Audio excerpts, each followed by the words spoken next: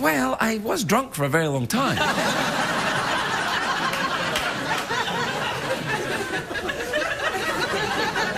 But I've been not drunk for a very long time as well. Oh,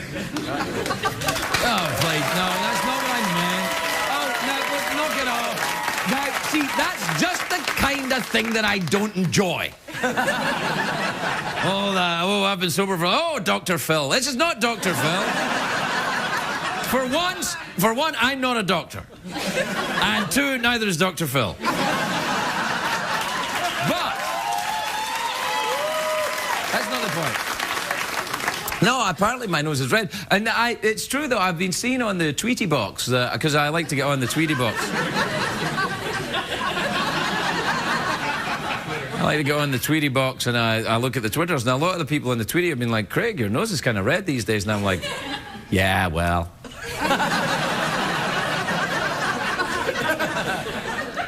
Maybe my nose becomes engorged with blood when I'm excited.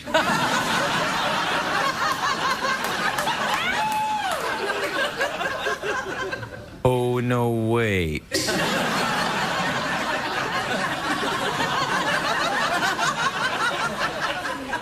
Ah, yes.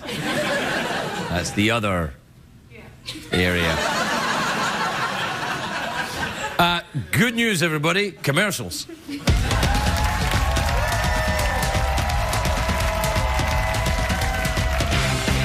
Late Late Show with Craig Ferguson, sponsored by the new Ford Edge. The world has never seen a crossover quite like this.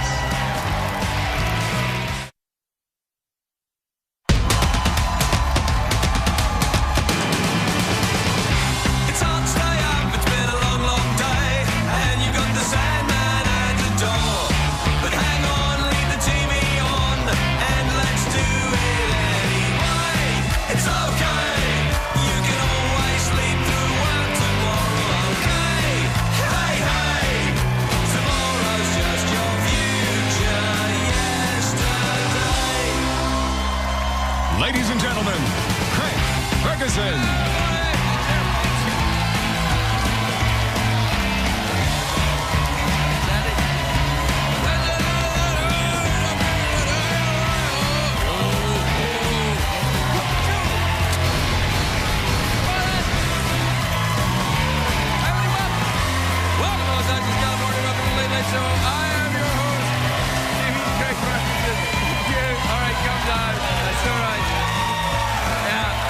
Thank you.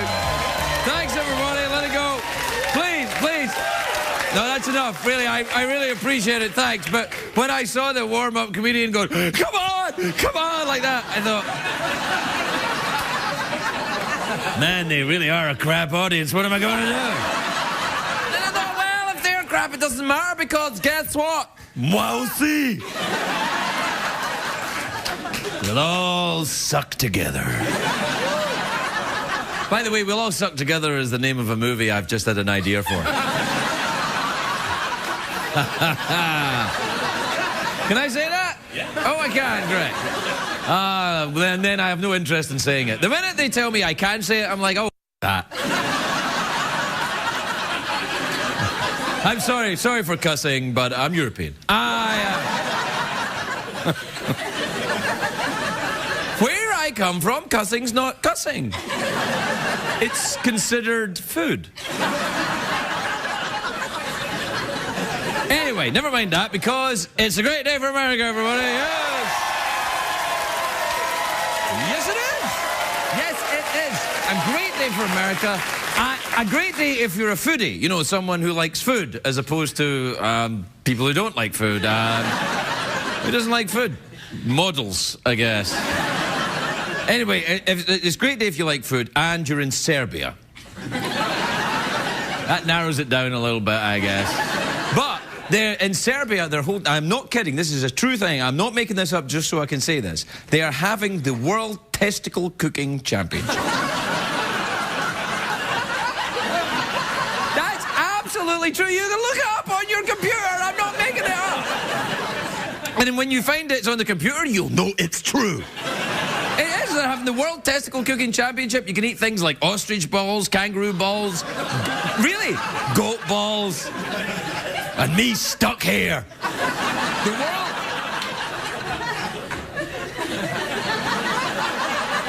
Not for the first time I've thought, oh, if only I could be in Serbia. The World Testicle Cooking Championship, it's a real thing, and it's easy to find. Once you get to Serbia, it's right next door to the world's angriest zoo.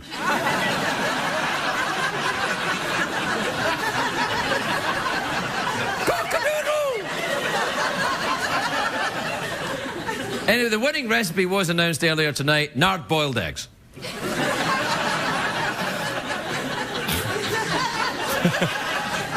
With a side of scrotatoes. All right, that's enough. I'll let the ball thing drop.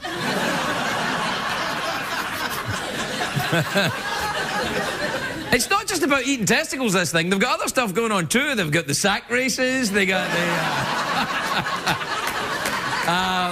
they've got a big gala ball. This is a big event. People go nuts for this thing. More, please. No, that's it. I'm done. That's enough, Jeff.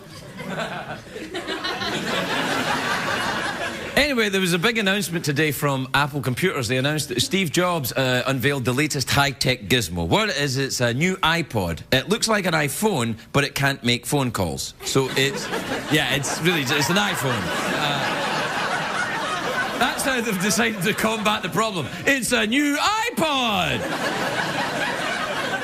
But it looks like a phone. That's the genius of it! Anyway, it's a great week if you like Serbian testicle eating, and it's a great week if you want a new iPhone, and it's not a great week, though, if you're an American school children. Because the schools are going back. Yeah, I know. I'm very happy when the schools go back. The house is quiet, kids are out all day, there's no line for Dance Dance Revolution at Chuck E. Cheese.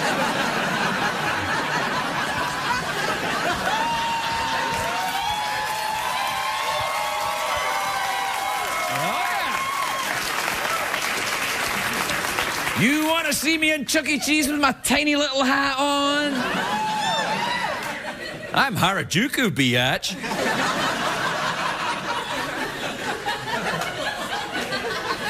Anyway, school, of course, very valuable. CBS cares. Now, if you want to get ahead in life, there's nothing more important than having a good education or wealthy parents.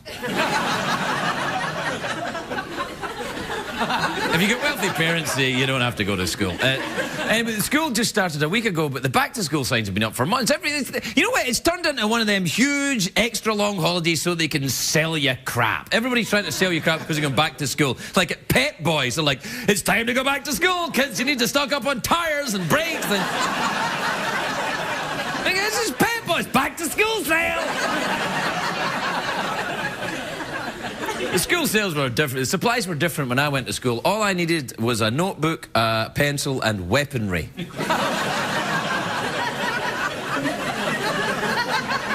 My mother would say, off you go to school, Craig, don't forget your shank. Now, I have a message for any school children watching. First of all, go to bed. Or maybe you're watching on your iPhone. In which case, call me. Aha! No, what I would like to say to American school children, though, is please respect your teachers. Teachers have got a very tough job, especially here in California. A lot of them have been terminated by our governor here in California. It's terrible. They have.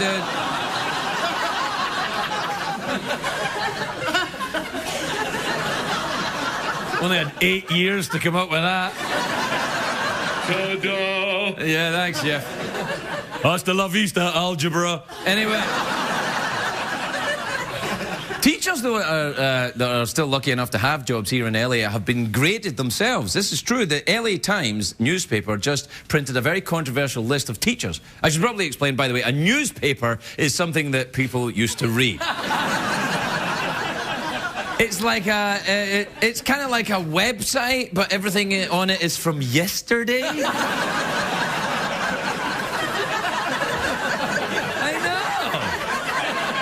It's crinkly and it stains your hands. It's like having sex with Larry King. Anyway. Take that. Take that, man who's always been nothing but nice to me. Anyway, the LA Times, what they did is they printed out a list of teachers who work in LA public schools, and they've ranked them from best to worst, and the teachers are outraged, and I agree with them. I would hate to have a job where my performance was given a rating and I was ranked in daily papers and...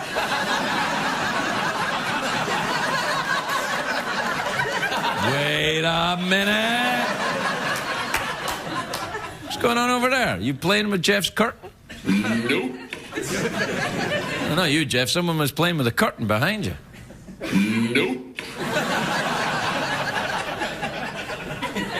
Was that Nope. Yeah, all right. Oh, biscuits.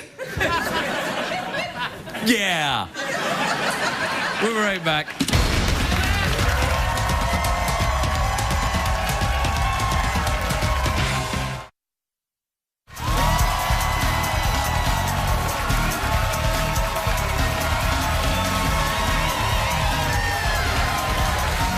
Welcome back, everybody. Welcome back to the show.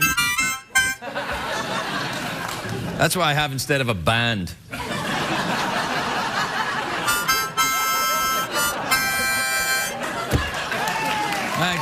Hey, knock it off. Knock it off. That's right. All I get to do is suck and blow. Not that I'm complaining. What time is it, Jeffrey Peterson? Hey, what's happening in Tweetland, Craig? I don't know, Jeffrey.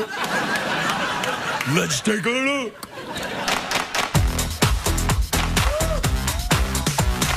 Euro crashes and Euro litter. Get on the dance floor and shake your Twitter. Bum, bum, bum, bum, bum, bum. Check the tweets. Plus emails. Plus email.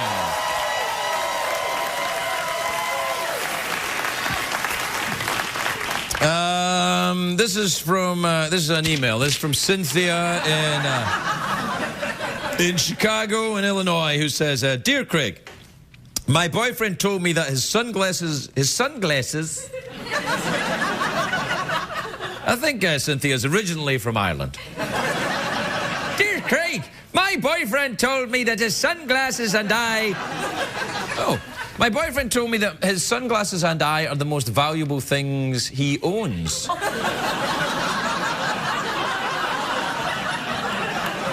What should I make of this? You have got to realize your self-esteem has been damaged by your boyfriend.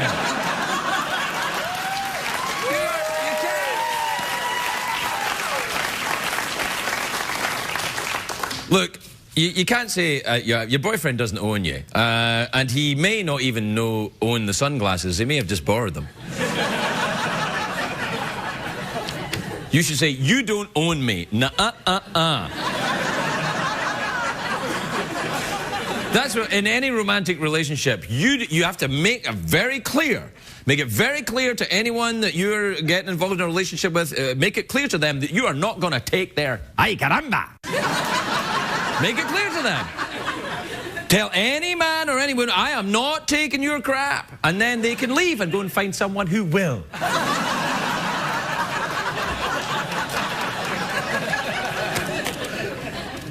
3 marriages it took me to learn that. Yeah. This is from Annie in Stuttgart in Germany. Germany? Annie says, Dear Craig, my ex cheated on me, but now he has asked me out on a date. Should I give him another chance? Let me put this in a way you'll understand in Germany. Giving your boyfriend another chance after he's cheated on you would be like opening a second front in Russia.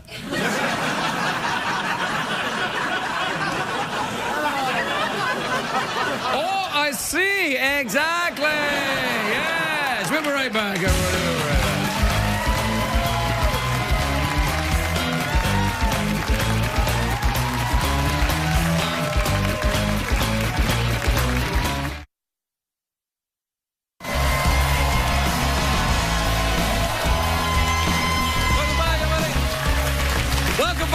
welcome back to the show where, you know. Anyway. It's free. There. Welcome back to the free show. Free show, yes! Yes! So what you're saying, Craig, is that we don't have to pay anything? No. Here's the truth. CBS doesn't want me to tell you this, but you don't even really have to pay that much attention to the commercials.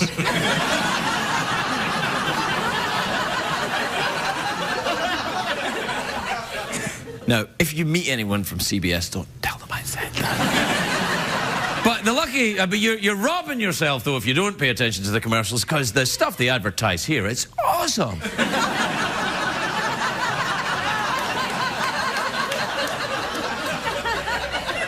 This is a man trying to dig himself out of a hole. 3 marriages it took me to learn that. My first guest tonight is a very beautiful woman. She hosts an Emmy Award-winning talk show. It's in its 5th season. Well, its 5th season premieres on September the 20th. Take a look at this. Who cracks you up? Who do you, like, never miss if they're out on tour? You love their shows? You watch their sitcom every week? You. When you go out on your big cooking shows. Thank you. Chris, I'm going to pay you $2 for that comment later. I love it when you're on tour. You're at Mass. Tonight she's going to make soup. And people are up in the rafters. Soup. It's great. Please welcome the very lovely Rachel Ray, everybody.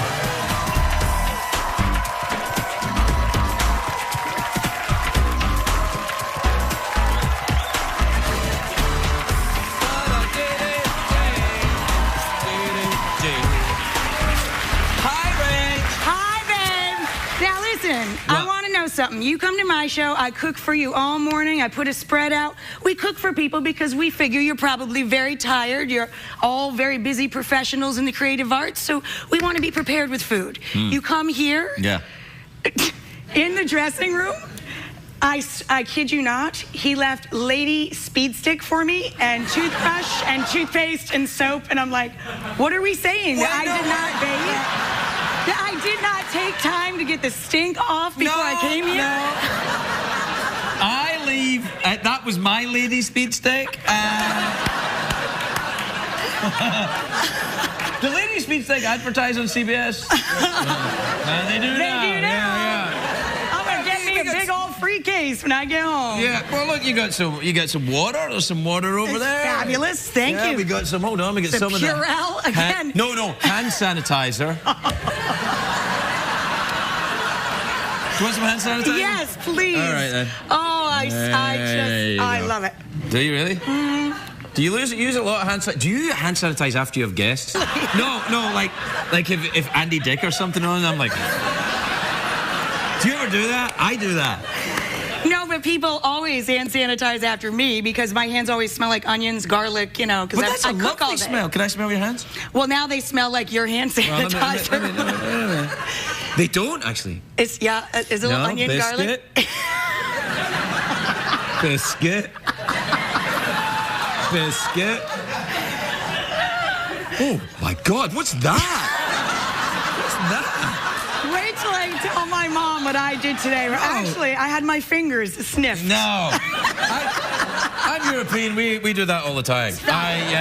That's very... No, what have you been cooking recently? What have you been doing this summer? Have you been out on a cooking tour, making soup? I actually... I did not go on cook tour. I spent part of the summer lobbying in Washington. I was like Mr. Smith Goes to Washington, but... For what? In girl form. I was working on the Child Nutrition Reauthorization Act. Oh, well, and good for you. Getting more money for our school kids to have better food. And then I started, because I didn't have enough work, I started a new franchise over at Food Network for their sister channel, Cooking Channel. It's called Rachel Ray's Week in a Day, which I brilliantly thought up because it rhymed with my name, Rachel Ray's Week in a Day. And then I sat down to write this. What about Rachel Ray, she's sometimes gay? Well, there you go. Because I'd watch that show, I tell you that. I actually have a short list of women that I am a little gay for. Really? Who are they? Absolutely. Oh, come on. Tina Fey's the top. Oh, that is so But she awesome. knows it. I've told her. I like Tina Fey. Every time I love met her. her, She's she's brilliant. very friendly, nice, and brilliant. I thought because she's so smart and clever and talented, she'd be one of them Hollywood types. But actually, no. No, she's very cool. No. Although I did, after I met her and I went away, I noticed she was pureling. Well, as we all do. Who else are you gay for then in the girl world? Well, she's the top of the list. Okay, Everybody else okay. is pale, pale. But who would you, like, not gay for, but maybe just a pillow fight in slow motion? Well, that's a lot. That's Nah. a big group. See, you're distracting me. All right. So the week in a The day week in a thing. day, yeah, right, all right. But I teach you how to make a whole week's meals in one day. I can't have a whole week's meals in a day. I have an addictive personality. If I have a whole week's meals in the house, I will eat them right away. That's I true. never thought that through, but you're right. That's true. People like me, we can't do it. I'm like a dog. If there's food in the house, I eat it till it's done. I would eat myself to death. Keep going. Yeah. No, really. All right, so don't watch that show. You can tune into the daytime show. I do, often. Really? Do you remember that time I was on your show and you were showing a clip of me and I was wearing a shirt? And and in the clip, you said, oh, you were here a few months ago. Have you got that clip? Watch this. Watch this clip. It's hysterical.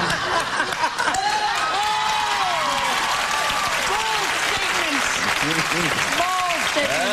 That's right. You're looking at a confident man.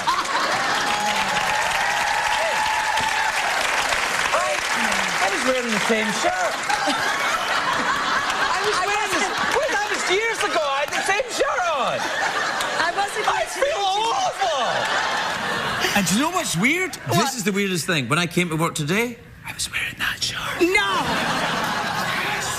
What is going on with that shirt? I think I've got a secret kind of infatuation, sex, blue shirt thing with you. I think it is. I think you're gay for the blue shirt. No, you know what it is? I like to wear dark, loose clothing when I'm feeling a little chubby. So you have felt chubby for, what, 2.5 years now? Yeah, I've felt chubby since I was in 4th grade. Really? Yeah. Little bit. I was a husky kid. I didn't have the good nutrition that you're promoting. I lived in Scotland. We had potatoes and gravel. That's it. You are. Every time you come on, we make... Straight to my ass. Jeff needs a couple of potatoes. Yeah, he could use a couple of potatoes. He could use a couple of potatoes. Unfortunately, he doesn't have a digestive tract, so it just, It just goes right through. It just goes all through. You give him a potato, and it's just a little bunch of potatoes in the. Anyway, so what? The good nutrition. I didn't have it. What kids should they eat? Rachel. Somewhere in there was a very thoughtful sentence. Well, I'm a believer in whole foods. I think kids can eat mac and cheese. There's nothing wrong with it. I just think you should make your own instead of like little powdered orange stuff, and maybe switch out a little whole wheat or whole grain pasta, giving them protein and fiber. I think you can sneak in a lot of good nutrition quite easily to anybody's And how diet. long have you been in Al-Qaeda? Because... Are you talking about making your own mac and cheese? Yes. I didn't come to this country to start noodling around with that, but I want to go to the store, get the bag, pour in the hot water. Hey, presto, delicious orange food. Right. Absolutely. Check. So we will not be making that when you come to the show. No. I didn't know how the affinity that you have for cooked testicles, though. We could use some balls next time. Have you ever cooked and eaten testicles? I have not, but I'm sure I could. I feel confident that I would be good with balls. I'll marinate them and brine them. In fact, Say that again. You would what? Marinate them or brine them so they're nice. You can say that again. Salty. Salty and tender balls. Yes. Say it again and say it a little slower. Wow, I think I guess it's just all protein. It's a delicious meat, I guess. You know what? There's so many other things. Well, there's still pasta. I mean, what? Yeah. Really? If there's a choice between pasta and nards, I'm going for pasta.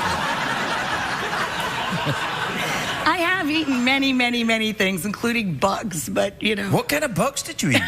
It was a big trend when I worked in gourmet markets and food markets. What There was age a were you, trend 4? about 20 years ago a trend about 20 years ago where there was chocolate-covered grasshoppers and like, I'm not kidding. Really? It was like a thing. Right? See the head nodders? They'll say anything for free chicken. Yeah. Really? Yes. Was it nice, like a chocolate-covered grasshopper? It just tastes like crunchy. Just kind of crunchy. Well, what's wrong with peanuts? Didn't really taste like anything, really. Really? Yeah. I mean, you put dark chocolate on anything, I guess I'd try it. Do you know, me too, I love dark chocolate. Love dark chocolate. Yeah, no, do you know what I ate once was snake? I've had snake, absolutely, sure. Yeah. Snake, shark, all that, yep. Shark? Shark was pretty good. Shark's all right, tastes a bit like chicken. A very, a tougher piece of chicken. A tougher, fishy piece of chicken. A tougher, fishy piece of chicken. Yeah, again, while there's pasta.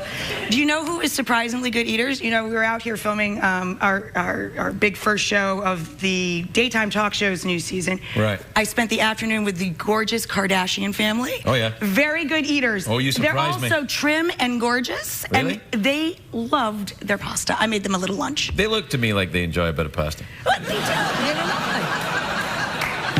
What the hell's wrong with you? I could have easily have said they look to me like they enjoy balls. And I didn't. Do you believe I'm being judged? Do you know what I was struck with when I was at your show, just when I look at the audience here? Your show, the audience is almost entirely made up of very attractive women. I noticed that was there. It's very unnerving. It's like going into a harem. They really are good looking. It's crazy. It's very upsetting. You go in there and I think, oh, God, I think I'm doing something wrong. I'm going to end up on TMZ or something just being here. They are really good looking. Like, it's striking. Like, we all come out and we say, geez, there's another bunch of good-looking people. I have to go change again. I'm underdressed. I don't have that problem here, as you can see, but the... I think it's nice. You have a nice I have a broad section. I have some very attractive people around, and then some other ones to kind of frame them. Oh, do you remember? It was the time before last, I think I was here. There was a girl in the audience I was gay for. The girl in the brown dress, remember, with the nice, like, dragon embroidery? Remember her? Yeah, I do. You kept chit-chatting her up, and I was like, with her, I agree with you. I got into trouble over that. Oh, probably not good to bring that up then. Yeah. We're out of time, Rich. All right. Yeah, we'll just edit that little snippet out, and there you go. Tighten her up. Edit? That doesn't happen. You're not daytime now, sister girl. We got Rich and Ray, everybody.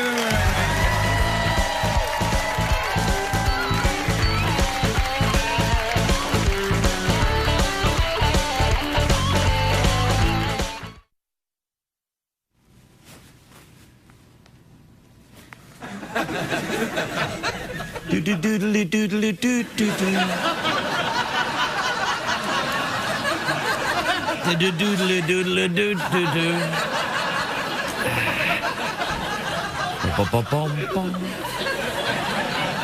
I loved Mr. Rogers, didn't you? I did. All right. My next guest is an author of a book called I'm Dying Up Here, which is now in paperback. Please welcome William Knoedelseder, everybody. William Knoedelseder.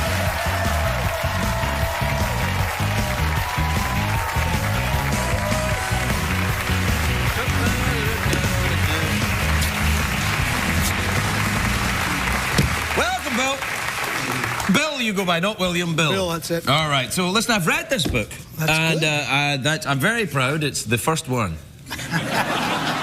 No, I've read the book, which is about, well, you know what it's about. Yes, I do. It's about you can quiz me. Well, okay. Is it about stand-up comedy, the stand-up comedy scene in Los Angeles in the 1970s? Sort of. Exactly. Right. Yes, that's partially what it's about. When some young men were starting out in comedy. Who's this young shaver there? Look at that. David Letterman. Oh, what a little... look at that lovely face. I know. He was about 28 at the time. And who's this evil Machiavellian genius? His nemesis, Jay Leno. Jay Leno, yeah. And who's this? Richard is that Lewis? Snooki? That's it. That'd be Richard Lewis. And there's the late great Andy Kaufman there as well. Elvis, actually. Yeah, and the book chronicles, I guess, the comedy strike in Los Angeles. Indeed. What was that about again?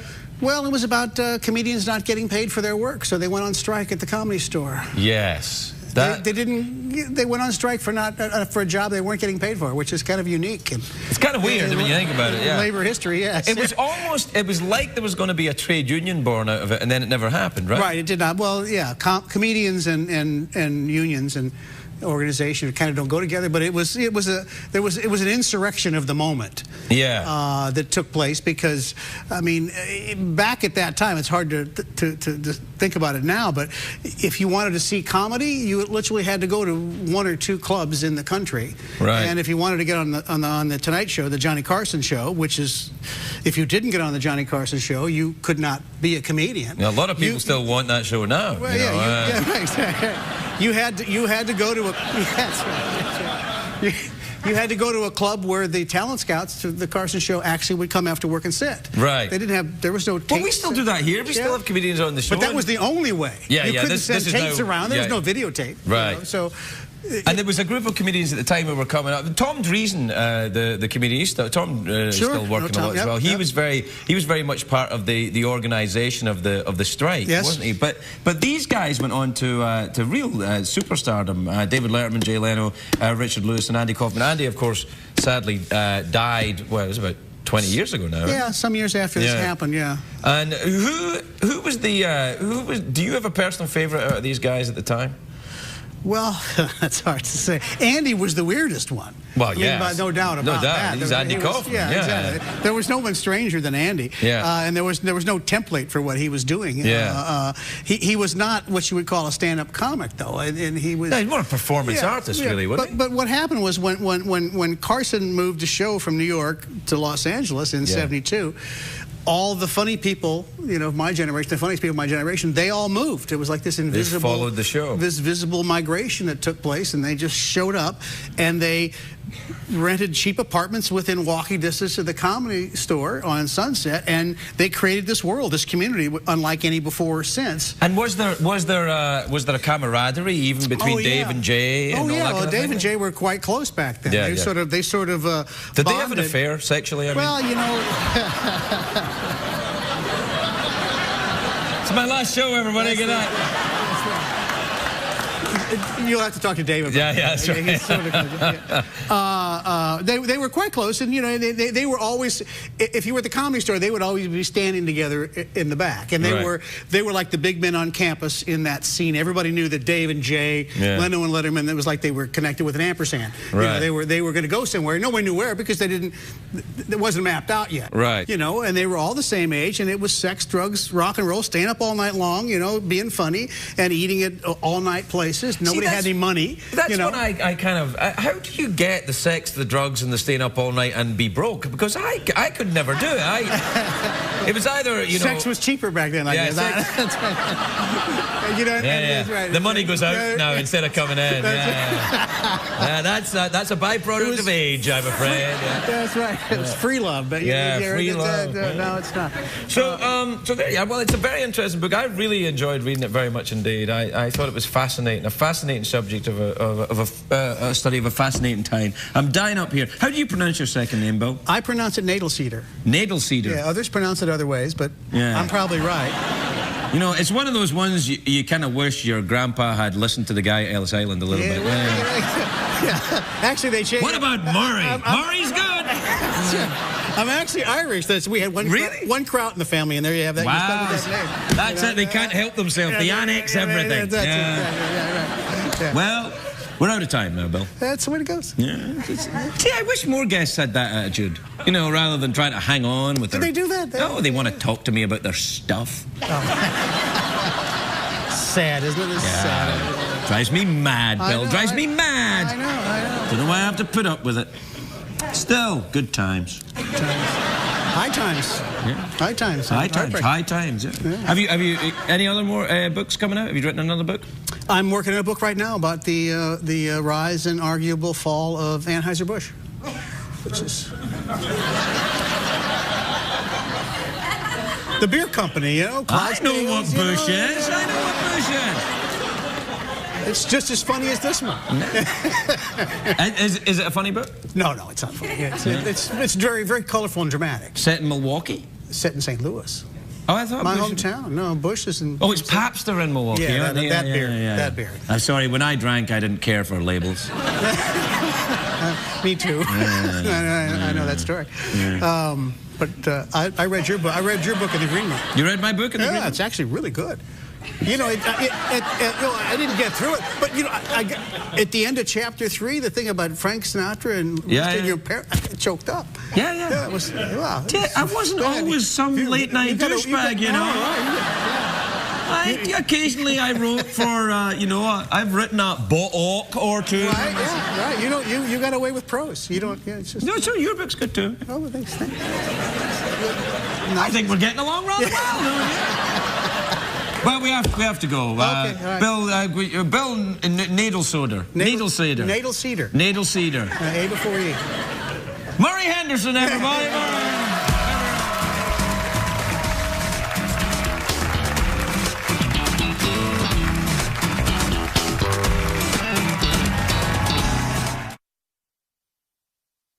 If you're watching Craig at home, you're missing half the fun. Consider this your formal invitation to laugh live in our studio audience at a taping of The Late Late Show with Craig Ferguson. Please give us a call at 323-570-0059 or visit our website at oneiota.com. What did we learn on the show tonight, Craig?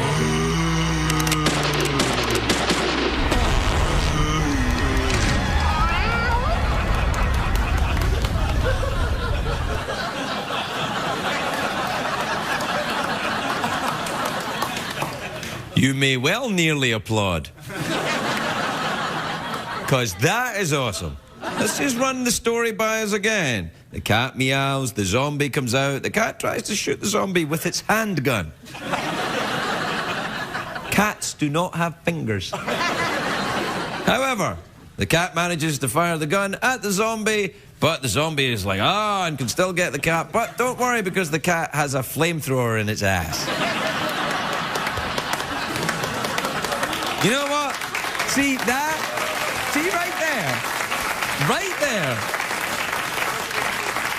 My dear friends, right there, that is American entertainment.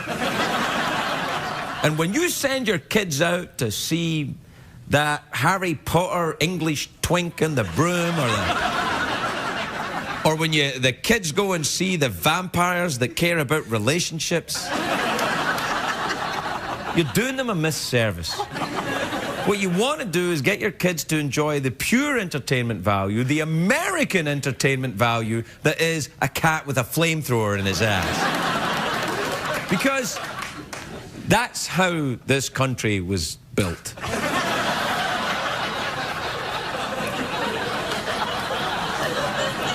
I mean, not exactly.